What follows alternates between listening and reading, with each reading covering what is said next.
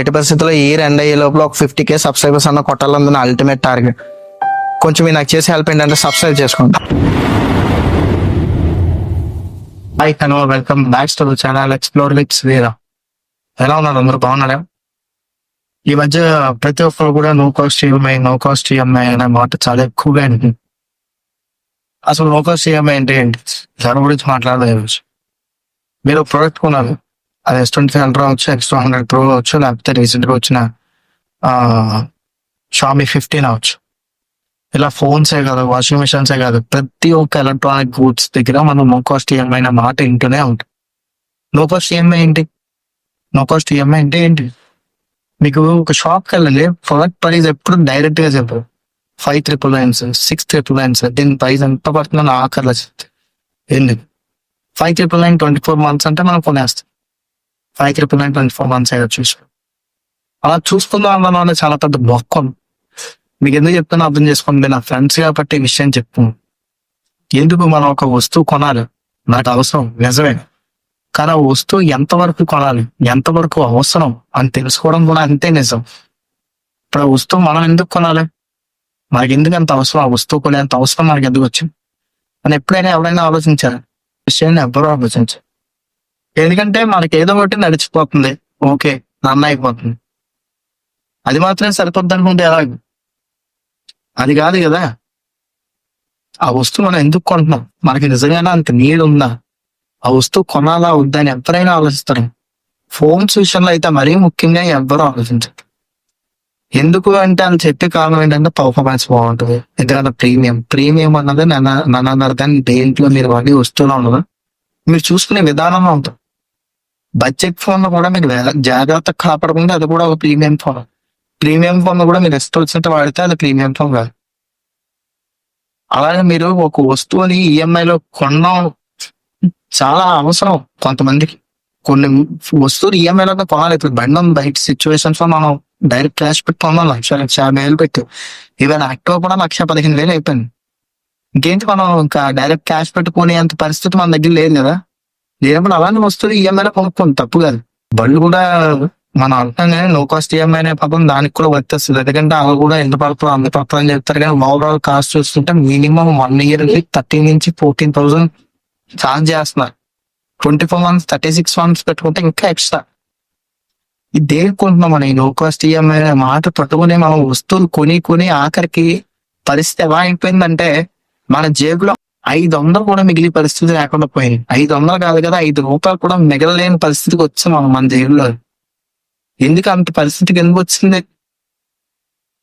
మన ప్రతిదీ no cost EMI మీద వస్తుంది, లేకపోతే ప్రతిదీ నాకు ఈఎంఐ అవైలబిలిటీ ఉందని వస్తువు పెంచుకుంటూ పోవడం వల్ల.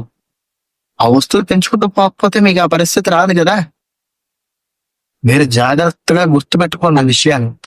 ప్రతి వస్తువుని ఈఎంఐ వస్తుంది కదా అని కొనుక్కుంటే చివరాఖరికి మీరు 50,000 సంపాదించిన 5,000 రూపాయలు అప్పు కోసం బయట తిరగాల్సిన పరిస్థితి ఏర్పడుతుంది.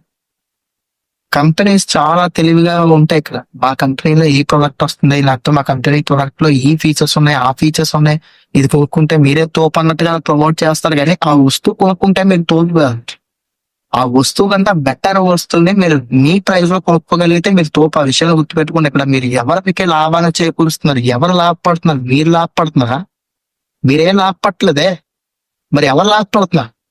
ఆ కంపెనీ లాభపడుతుంది. మీ కంపెనీ ఏదైతే మీరు షాప్ లో కొంటున్నారో షాప్ కూడా లాభపడుతుంది, మీకు ఫైనాన్స్ ఇచ్చిన లాభపడుతున్నారు. వీళ్ళందరికీ ఇంట్రెస్ట్ వెళ్తున్నాయి. గవర్నమెంట్ కి జిఎస్టీ వెళ్తుంది, అదే విధంగా ఆ కంపెనీకి లాభం వస్తుంది, ఆ షాప్ ఒక సేల్ అవుతుంది.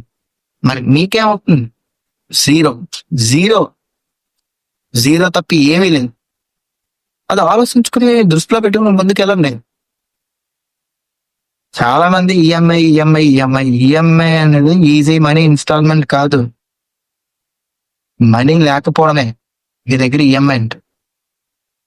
మీరు ఒక 10,000 రూపాయలు ఈరోజు సంపాదించారంటే నాకు 5,000 ఈఎంఐ కట్టాల్సి వస్తే మీరు సంపాదించిన దాంట్లో సగం అందులో పోయినట్టే కదా. అది ఆలోచించలే ఎవరు. మీరు ఒక వస్తువు కొనండి, మీకు అవసరం, ఇంకా అది లేకపోతే పదవ అనుకుంటే ఈఎంఐలు వెళ్ళడం తప్ప ఈఎంఐ వస్తుంది కదా అని ఉద్దేశంతో ఈఎంఐలు ఎప్పుడు వెళ్ళకండి. ఎందుకంటే ఈఎంఐస్ ఎంత డేంజరస్ అంటే ఒక్కసారి 3 ఈఎంఐస్ కానీ మనం సక్సెస్ఫుల్ గా కంప్లీట్ చేయగలిగిన మనకు ఒక గర్వం వస్తుంది. మనం ఏమైనా ఎంత పెద్ద ఈఎంఐ అయినా క్లియర్ చేయగలం. అది ఎప్పుడైతే వస్తుందో జీవితంలో ఆటోమేటిక్ గా సంకన ఆగిపోతాం. నా పర్సనల్ ఎక్స్పీరియన్స్ తో చెప్తున్నాను మీకు ఇది. ఇది ఇప్పటిదాకా ఎవరికి షేర్ చేయలేదు, మీకు షేర్ చేస్తాను. చాలా మందికి చాలా కళలు ఉంటాయి, చాలా కోరికలు ఉంటాయి. వాటిని తీర్చుకోలేకపోవడానికి కారణం మన చుట్టూ ఈఎంఐస్ ఉన్నాయి. ఈఎంఐస్ అనేవి ఒక భారంగా మారిపోతున్నాయి. ఒక 5,000 రూపీస్, ఒక 6,000 రూపీస్, 7,000 రూపీస్, 8,000 రూపీస్ అలా పెరుగుతూనే పోతా తప్ప తగ్గదు. వన్స్ మీరు ఒక వస్తువుని ఈఎంఐలో తీసుకోవడానికి అలవాటు పడ్డారంటే నెక్స్ట్ ఆటోమేటిక్ గా ఇంకొక వస్తువుని కూడా ఈఎంఐలో తీసుకుందాం. నేను ఈఎంఐస్ తీసుకోను అని చెప్పే వాళ్ళు కూడా ఖచ్చితంగా ఆటోమేటిక్ గా ఈఎంఐస్ కి ముందుకు వెళ్ళిపోతారు. ఇది నేను ఖచ్చితంగా చెప్తాను. ఎందుకంటే మనకి మైండ్ సెట్ ఎలా మారుతుందంటే ఇంకా లిక్విడ్ క్యాష్ ఖర్చు పెట్టుకుందాం. బండి కొనుక్కుంది నీకు అవసరం అయితేనే కొనండి. సొసైటీ కోసం ఇంకో దాని కోసం హంగులకి వెళ్ళి 250cc 300cc వద్దు. వాటికి ఈఎంఐలు కట్టడం తప్ప వాటి ఫుల్ పొటెన్షియాలిటీని యూజ్ చేయలేదు. రోడ్డు మీద మనం 50లో 60లోనే వెళ్ళగలం, 100 వెళ్ళంగా పోతాం వెళ్తే. దానికి ఎందుకు దేనికి మీరు 350cc ఈఎంఐ కడుతున్నారు? ఆలోచించండి. డబ్బులు కట్టేయడం కాదు. అలాగే మీరు ఏ వస్తువైనా కొనుక్కోండి, ఏ వస్తువైనా అవసరం అయితేనే కొనండి. నాకు ఎన్నో కళలు ఉన్నాయి, మీ అందరికి కూడా కళలు ఉంది. నేను ఒక షార్ట్ ఫిల్మ్ మేకర్ అవ్వాలని, ఫిల్మ్ మేకింగ్ చేయాలని, మంచి వెబ్ సిరీస్ తీయాలని నాకు ఎన్నో రకాల కళలు ఉన్నాయి. కానీ ఆ కళలన్నింటినీ చేరుకోలేకపోతున్నాను, ఆ కళలన్నింటినీ నెరవేర్చుకోలేకపోతున్నాను అంటే ఒకే ఒక కారణం, నాకు దానికంటే ఎక్కువ ఈఎంఐస్ ఉన్నాయి, ఎక్కువ రెస్పాన్సిబిలిటీ ఉంది. ఈ రెస్పాన్సిబిలిటీ మొత్తాన్ని క్లియర్ చేస్తే కానీ నేను వెళ్ళి నా కళను నేను నెరవేర్చుకోలేను. నన్ను నమ్మిన చాలా మంది ఆ నమ్మకాన్ని కోల్పోతారేమో అనే భయం ఆందోళన ఎప్పుడు నాలో రన్ అవుతూనే ఉంటుంది.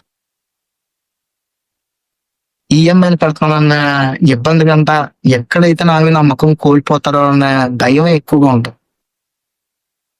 ఎందుకంటే నమ్మకం పోతే రాదు. మీ అందరికీ చెప్పి ఒకే ఒక విషయం, నాకు ఎవరన్నా కోపంగా ప్రతి ఒక్కళ్ళు ఈ మధ్య ప్రీమియం ప్రీమియం ప్రీమియం అంటే జేబులు మొత్తం ఖాళీ చేసుకున్నారు. మీ జేబులు మీరు ఖాళీ చేసుకోకండి. వీలైతే 10 రూపాయలు దాచుకోండి, అంతేగాని ఖర్చు పెట్టకండి. ఎవరి పొజిషన్ ఎప్పుడు ఎలా ఉంటుందో మనకు తెలియదు. కాబట్టి వీలైనంత వరకు ఈఎంఐ తీసుకోకుండా ఉండండి. సేవ్ ఉండడానికి ఒకటి బ్యాడ్ హ్యాబిట్స్ కాదు, ఈఎంఐ కూడా ఒక బ్యాడ్ హ్యాబిటే. మీరు రోజు నుంచి ఒక రూల్ పెట్టుకోండి, సేవ్ నోటు ఈఎంఐ. డబ్బులు దాచుకోకుండా వస్తుంది. మహా అయితే ఏమవుతుంది, ఈ రోజు కొనేది రేపు కొంటారు, రేపు కొనేది ఎల్లుండి కొంటారు. ఒక నెల కొనేది 2-3 నెలలు లేకపోతే 4 నెలలు వెనక్కి వెళ్తుంది అంతే.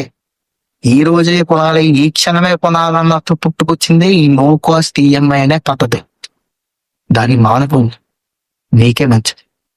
నా మాటలు ఈ రోజు మీకు చేతిగా అనిపించదు చాలా మందికి. ఏదో ఒక రోజు మీరు ఈఎంఐలో ఉన్నప్పుడు ఈ విషయాలు తెలుస్తాయి. ఈఎంఐ అనేది ఒక రకమైన ప్రొడక్ట్ ఇస్తుంది మనకి అని అనుకుంటున్నారు, కానీ ఈఎంఐ అనేది చాలా ఇబ్బంది పెడుతుంది ఇన్ ఫ్యూచర్. వద్దు, మనకి ఫ్లాగ్షిప్ ఫోన్ వాడాలి లేకపోతే ఫ్లాగ్షిప్ బండ్లు వాడాలని ప్రతి ఒక్కరికి ఉంటుంది.